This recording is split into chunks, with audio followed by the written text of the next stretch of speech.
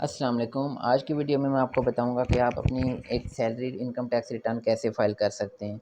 तो सबसे पहले इनकम टैक्स रिटर्न फ़ाइल करने के लिए आपको पता होना चाहिए आपके पूरे साल में इनकम कितनी है, एक्सपेंसेस कितने हैं, आपका टैक्स कितना विदहेल्ड हुआ है। तो ये सारी चीज़ें आपको एफपीआर मालूमात के ऊपर मिल जाती हैं। एफपीआर मालूमात के ऊपर आप जाके वहाँ पे अपना आईडी कार्ड नंबर और पासवर्ड इंटर करेंगे तो आपके पास ये सारी इन्फॉर्मेशन शो हो जाएगी। तो चलिए मैं आपको प्रैक्टिकली करके दिखाता हूँ। तो आप सबसे पहले गूगल के ऊपर चले जाएँ। गूगल पे आप लिखेंगे एसेट्स इंक्वायरी। तो फर्स्ट नंबर पे जो लिंक आ रहा है उसके ऊपर क्लिक करें। यहाँ पे आपने अपना आईडी कार्ड और लॉगिन इन्फॉर्मेशन, आपका जो पासवर्ड है एफपीआर का, वो एंटर कर देना है और लॉगिन के ऊपर क्लिक कर देना है। तो इस तरह का इंटरफेस आपके पास शो हो जाएगा। यहाँ पे देखें कि पूरे साल में आपका जितना भी टैक्स विदहेल्ड हुआ है वो सारा आपके पास शो हो रहा है। इसके अंदर आपको डिस्क्रिप्शन में आपके पास वो शो हो जाएंगे कि ये आपका टैक्स किस हेड के अंदर कटा है, किस फाइनेंशियल ईयर में कटा है। तो आपने उसी फाइनेंशियल ईयर के अंदर रिटर्न में डालना है जो यहाँ पे फिजिकल ईयर आपको नज़र आ रहा है। अगर 2022 की रिटर्न है तो आपने 2022 का डेटा यहाँ से उठाना है। इसके अलावा एक्सपोर्ट टू एक्सेल की ऑप्शन भी आपको मिल जाती है। यहाँ पे आप क्लिक करके तो एक्सेल के अंदर आप इसको डेटा को एक्सपोर्ट कर सकते हैं। ये देखें यहाँ पे आप इन सारे डेटा के ऊपर आपको भी इसके ऊपर कैलकुलेशन करना चाहते हैं तो वो भी कर सकते हैं। अगर आप ये सारी अमाउंट्स आपको अलग-अलग शो हो रही हैं टैक्सेस की, अगर आप इनका टोटल करना चाहते हैं टोटल कर सकते हैं, क्योंकि रिटर्न के अंदर आपको एक टोटल फिगर शो करनी होती है। यहाँ पे अलग-अलग फिगर में आप कैलकुलेशन करके टोटल भी फाइंड कर सकते हैं। उसके बाद आपने आ जाना है गूगल के ऊपर और आपने लिखना है आइरिस एफपीआर। तो फर्स्ट पे जो लिंक आ रहा है उस पर क्लिक कर देना है आपने। सेम इन्फॉर्मेशन इधर भी आपने इंटर करनी है, अपना आईडी कार्ड और पासवर्ड इंटर करके आपने लॉगिन के ऊपर क्लिक कर देना है। तो इस तरह का इंटरफेस आ जाएगा। आपने ऊपर टॉप पे देखें डिक्लेरेशन का एक आपके पास ऑप्शन आ रहा है, डिक्लेरेशन के ऊपर आप क्लिक करें और सैलरी रिटर्न जो टॉप पे आपके पास ऑप्शन आ रही है उसके बाद आपने पीरियड सेलेक्ट कर देना है। तो अभी 2022 है तो वो सिलेक्ट कर लें। टाइप करने के बाद आपने राइट साइड पे सर्च पे क्लिक कर देना है तो नीचे आपके पास ईयर आ जाएगा। तो आपने सेलेक्ट किया ऑप्शन पे क्लिक कर देना। यहाँ पे लेफ़्ट साइड पे अगर आप देखते हैं तो आपके पास सबसे ऊपर सैलरी का ऑप्शन आ रहा है। तो इसमें देखें आपके एक कॉलम आपके पास टैक्स अमाउंट का आ रहा है, उसके नेक्स्ट आप देखते हैं तो एग्ज़ेम्पशंस का एक कॉलम आ रहा है।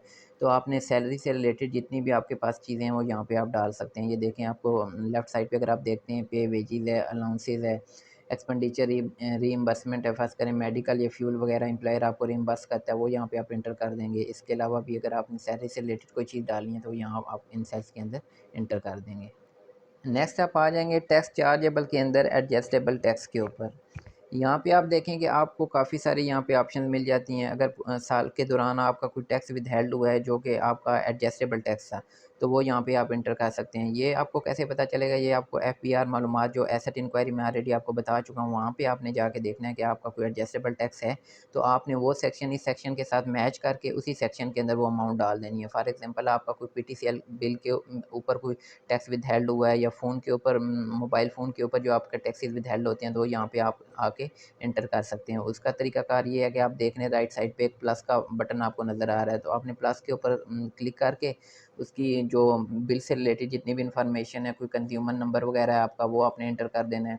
इसके अलावा आपने कोई और डिटेल डालनी है, वो पीटीसीएल का बिल है या वो नया टेल है, कुछ भी है तो वो सारी इन्फॉर्मेशन आपने कंटेंट के अंदर डाल के तो आपने इसको ओके कर देना है। और आपका ये जो ब्लू कलर का सेल अभी डिसेबल है ये इनेबल हो जाएगा। आपने इसके अंदर अमाउंट ऐड कर देनी है। लेफ्ट साइड पे आपने टोटल अमाउंट डाल देनी है और राइट साइड पे आपने उसके ऊपर जो टैक्स आपका विदहेल्ड हुआ था वो डाल देना है। तो ये आपके टोटल टैक्स के अंदर एडजस्ट हो जाएगा। नेक्स्ट आप आ जाते हैं कंप्यूटेशंस के अंदर। इसमें आपकी टोटल इनकम इनकम के ऊपर जो टैक्स लगा है वो शो हो रहा होगा और उसमें से जो एडजस्टेबल टैक्सेस आपने ऊपर ऐड किए हैं वो ऑटोमेटिकली लेस हो जाएंगे और आपका एक नेट जो टैक्स पेबल है वो यहाँ पे शो हो रहा होगा। इसमें सारे जो सेल्स हैं वो ब्लू कलर में, मीन्स कि इसके अंदर आप कोई भी खुद से एंट्री नहीं कर सकते। ये सिस्टम ऑटोमेटिकली कैलकुलेट करेगा, आपका टोटल टैक्स में से एडजस्टेबल टैक्स लेस कर देगा। फिर आप आ जाएँ पर्सनल एक्सपेंसेस के ऊपर। पर्सनल एक्सपेंसेस में देखें आपको काफ़ी सारी ऑप्शन मिल जाती हैं। यहाँ पे रेंट है, वाटर है, गैस है, टेलीफोन है और भी काफ़ी सारी इसमें चीज़ें आपको नज़र आ रही होंगी। लेकिन अगर आपको सारा डिटेल नहीं पता कि आपने रेंट के अंदर कितना दिया है, वाटर के अंदर कितना है, आपका टेलीफोन के अंदर एक्सपेंस कितना है, तो आप यहाँ पे एक सेकंड लास्ट ऑप्शन आपको नज़र आ रही होगी other personal and house hold expenses की, तो आप इसके अंदर टोटल फिगर भी डाल देते हैं, कोई इशू नहीं है। अलग-अलग भी डाल सकते हैं और टोटल एक फिगर डालना चाहें तो वो भी डाल सकते हैं। अब टोटल एक्सपेंसेस की आपको अमाउंट पता कैसे चलेगी, इसका मैं आपको एक रूल बताता हूँ। आप अपनी टोटल इनकम में से आपकी जो टोटल सेविंग है उसको लेस करें, तो जो नेट अमाउंट आपके पास आएगी ना, वो आप इसके अंदर एज ए एक्सपेंस ऐड कर दें। तो इस तरह आपको रिकन्सिलिएशन में भी कोई इशू नहीं आएगा, आपकी रिकन्सिलिएशन भी जो है वो ज़ीरो आएगी और आपकी रिटर्न ईज़िली फाइल हो जाएगी। नेक्स्ट आप आ जाएँ पर्सनल एसेट्स एंड लायबिलिटीज़ के ऊपर। इसमें आप देखेंगे आपको काफ़ी सारे हेड्स यहाँ पे मिल जाते हैं, जिसमें आप देखें तो आपके पास एग्रीकल्चर प्रॉपर्टी आ रही है, कमर्शियल इंडस्ट्री आ रही है, इंडस्ट्रियल या रेजिडेंशियल प्रॉपर्टी आ रही है। तो इसमें आपके नाम के पे अगर कोई घर वगैरह या कोई प्लाट वगैरह है तो वो आप ऐड कर सकते हैं। ऐड के ऊपर क्लिक करेंगे तो उस प्रॉपर्टी का फर्स्ट पे आपने एड्रेस प्रोवाइड कर देना है, उसके बाद आपने बता देना है ये कमर्शियल है या इंडस्ट्रियल है या रेजिडेंशियल है। इसके अलावा आप यहाँ पे उसका बता सकते हैं कि वो कितने मरले है, कितने कनाल है, तो ये सारी इन्फॉर्मेशन आपने कंटेंट के अंदर प्रोवाइड करके ओके के ऊपर क्लिक कर देना है। तो इसका ओके करने के बाद आपको आप देखेंगे कि जो ब्लू कलर का सेल है इसके अगेंस्ट वो वाइट हो जाएगा और आप इसके अंदर अमाउंट डाल सकते हैं आपने प्रॉपर्टी जितने की भी परचेज़ की थी। नेक्स्ट आप आ जाएँ तो इन्वेस्टमेंट की ऑप्शन आ रही है। इन्वेस्टमेंट आप आपके नाम पे आप जितने भी बैंक अकाउंट्स हैं वो एक एक बैंक अकाउंट भी हो सकता है, मोर देन वन भी हो सकते हैं, तो वो आपने इन्वेस्टमेंट के अंदर ऐड कर देने हैं। इसके लिए आप प्लस के बटन पे क्लिक करेंगे। सबसे पहले आप अपना बैंक अकाउंट नंबर प्रोवाइड कर देंगे, नीचे आप बता देंगे वो करंट अकाउंट है, सेविंग अकाउंट है और वो जो आपका अकाउंट है वो किस बैंक के अंदर है। बैंक का नाम भी लिख सकते हैं, ब्रांच भी लिख सकते हैं, मज़ीद भी कुछ डिटेल आप लिखना चाहें तो कंटेंट के अंदर आप एंटर कर सकते हैं। उसके बाद ये सारी इन्फॉर्मेशन आपने एंटर करने के बाद ओके के ऊपर प्रेस कर देना है। तो इसमें आप जितने भी आपके पास अकाउंट्स हैं वो यहाँ पे आप अटैच कर सकते हैं और उनका क्लोजिंग बैलेंस भी आपने लिखना है। 30 जून को जो क्लोजिंग बैलेंस है, जिस साल की रिटर्न कर रहे हैं उस साल के 30 जून पे जो क्लोजिंग बैलेंस है वो आपने इसको प्रोवाइड कर देना है। तो उसके अलावा आपके पास यहाँ पे मोटर व्हीकल आ जाती है। मोटर व्हीकल में आप पहले नंबर पे गाड़ी का नंबर दे देंगे। इसके अलावा नीचे बता देंगे वो प्राइवेट यूज़ में है, कमर्शियल है, मेक एंड मॉडल बता देंगे, इंजन कैपेसिटी वगैरह या इसके अलावा और भी कोई डिटेल देना चाहते हैं वो दे के ओके करेंगे और इसका अमाउंट का कॉलम इनेबल हो जाएगा। अमाउंट के अंदर आपने अमाउंट इंटर कर देनी है। इसी तरह कोई बाइक वगैरह है तो वो भी आप इंटर कर दें। उसके बाद आपके पास आ जाता है प्रीशियस पोजेशंस, तो इसके अंदर आप गोल्ड वगैरह डाल सकते हैं, ज्वेलरी वगैरह डाल सकते हैं। नेक्स्ट आपके पास कैश आ जाती है, तो कैश में आपके पास जो भी कैश आपके पास सेविंग पड़ी हुई है वो आप कैश के अंदर शो करा देंगे।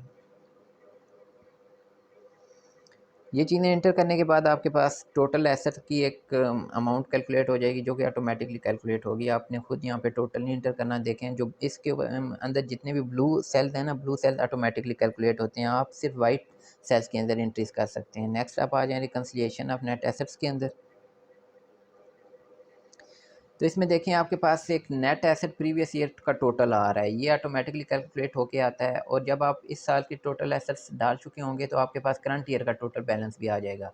तो इन दोनों का जो डिफरेंस होगा वो कैसे एडजस्ट होगा, वो इस तरह होगा कि आपने जब अपनी सारी इनकम यहाँ पे डाल दी होगी, जैसे ये देखें यहाँ पे आपने इनकम दोबारा इंटर करनी है इस सेल के अंदर, जो आपने सैलरी वाले मेन्यू में इनकम शो कराई थी दोबारा यहाँ पे भी इंटर कर दें। फिर आपके यहाँ ब्लू सेल में आपके जो एक्सपेंसेस है वो ऑटोमेटिकली यहाँ पे आ जाएंगे, ये आपको एंटर करने की ज़रूरत नहीं है।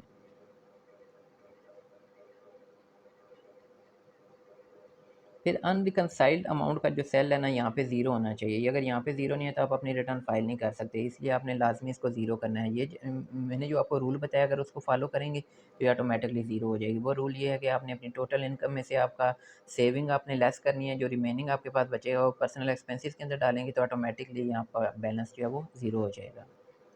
उसके बाद आपने वेरिफ़िकेशन पे क्लिक कर देना है। वेरिफ़िकेशन में आपको एक 4 डिजिट्स का एक पिन आया होता है पीआर की तरफ से, वो आपने यहाँ पे एंटर करके वेरीफ़ाई पिन के ऊपर क्लिक कर देना है।